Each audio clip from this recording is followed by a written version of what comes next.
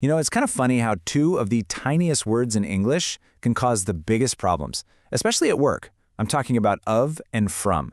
Today, we are going to clear this up for good, seriously, and you'll see how it unlocks a whole new level of confidence in your career. All right, let's just dive right in. We've all been there, right?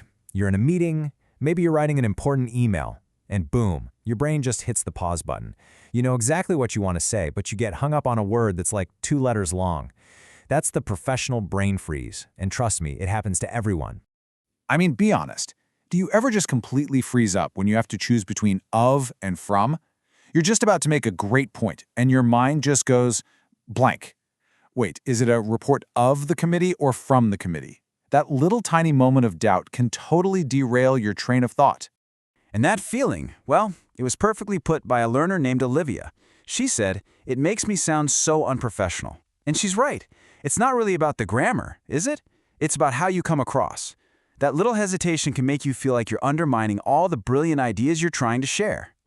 This whole thing has a name, you know? It's called the grammar gap, and it's that super frustrating space between knowing the rule in a textbook and actually using it smoothly when you're talking to people. It chips away at your confidence, doesn't it? It can make you feel like your English sounds a little broken, especially when you really need to sound professional. But here's the thing, and this is really important. It's not your fault. I'm serious. The problem isn't that you haven't studied enough grammar rules. The problem is the rules themselves. Memorizing a giant list of rules is it's useless in a fast-paced conversation. So you know what we're going to do? We're going to ditch them. Completely.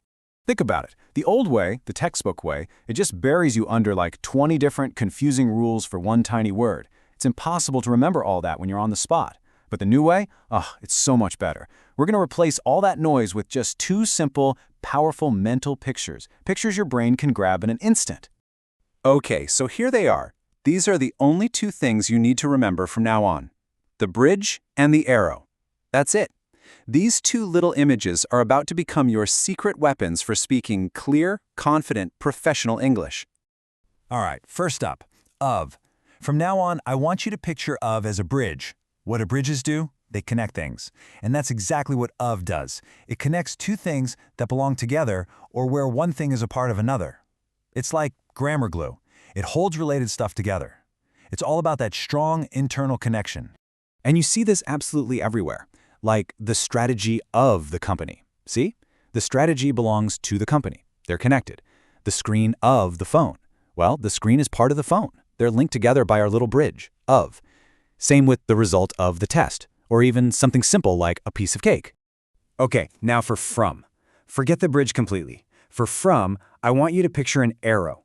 An arrow points away from something. From is all about a starting point, an origin, a source. It's about a journey away from point A. And this is just as clear, right? An email from your manager. Your manager is the source, the starting point. The data comes from our users. The users are the origin of the data. I am from Morocco. That's your starting point, your origin. The arrow is always pointing away from where it all began. Okay, so you've got the 2 pictures in your head now, right? The bridge for of and the arrow for from.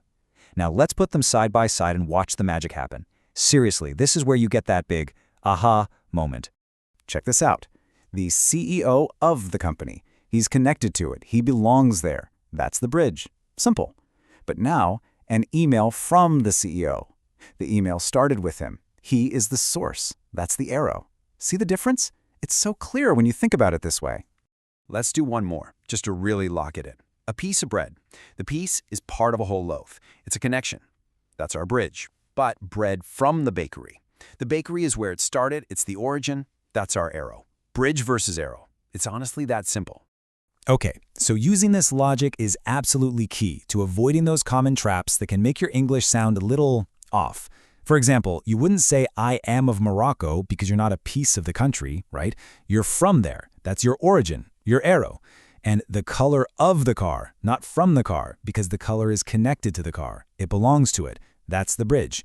And you get an idea from your team because they are the source, the arrow. And you know, to make this even easier, you can just borrow some shortcuts that native speakers use all the time. Think of them as power patterns. Phrases like part of, or kind of, or type of. Always use of. Why? Because they're all about connection. being a piece of a bigger group or category. If you can just memorize these few patterns, you'll instantly sound more fluent. So we've gone through a lot, but it really all boils down to one simple, powerful idea. If you walk away with nothing else today, please remember this one thing.